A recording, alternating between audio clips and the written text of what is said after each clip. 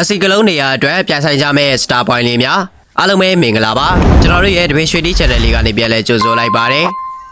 ဒီတစ်ပတ်ကစားခဲ့တဲ့ချန်ပီယံလိ16သင်း10ပွဲစဉ်မှာနယူကာဆယ်နဲ့ဘာစီလိုနာတို့1-1နဲ့တည်ကြသွားခဲ့ပါတယ်တကယ်ကတော့နယူကာဆယ်အတွက်ဒါမထိုက်မတန်တည်ကြလိုက်ရတာပါ86မိနစ်မှာဟာဖေးဘာနက်စ်ကငှက်ကြားတို့အတွက်သွင်းကိုတကုတ်သွင်းယူပေးခဲ့ပြီးအနိုင်ရတော့မလို့ဖြစ်လိုက်ပါသေးတယ်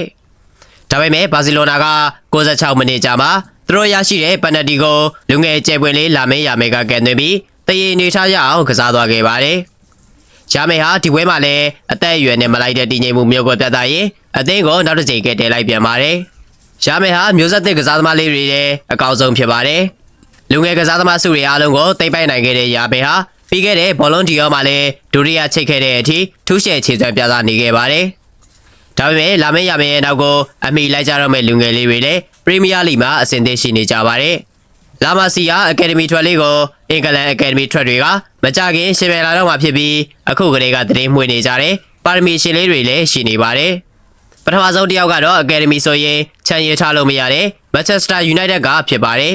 ။မန်ချက်စတာယူနိုက်တက်အကယ်ဒမီဟာလက်တော်နှစ်တွေမှာဘာစီလိုနာကအသေးအံခေါ်ချင်နေတဲ့ဒေါက်တာရက်စ်ဖို့လိုကစားသမားမျိုးကမ္ဘာချန်ပီယံတို့ကတော့မရမကစိုးခေါ်ထားရတဲ့ခရစ္စတီယာနိုဂါလာချိုလိုကစားသမားမျိုးအသင်းမှာကွင်းလေအင်ဂျင်ကြီးဖြစ်ပေးရင်ပြိုင်ပွဲတွေကိုလှမ်းမှုကစားနေတယ်။ကိုဘီမိုင်နူလိုကစားသမားမျိုးတွေဇက်တိုက်မွေးထုတ်ပေးနေတာပါ။ဒီတစ်ခါတော့ယူနိုက်တက်ကဂျာမိန်နဲ့တိုက်ရိုက်ရှင်ပြိုင်ဖို့အတွက်ကလေးမက်ဆီဆိုတဲ့ကောင်လေးကိုစစ်တင်မှာဖြစ်ပြီးဘသူကမက်ဆီကလုံးအစ်စ်လဲဆိုတာဂျာမိန်နဲ့ပြိုင်ဆိုင်ဖြစ်လာမှာဖြစ်ပါတယ်။ဂျေဂျေဂါဘရီယယ်ဟာဆိုရှယ်မီဒီယာမှာလည်းကြော်ကြားသူဖြစ်ပြီးအသက်15နှစ်နဲ့မလိုက်တဲ့ခြေစံတွေကိုပြသနေပါတယ်။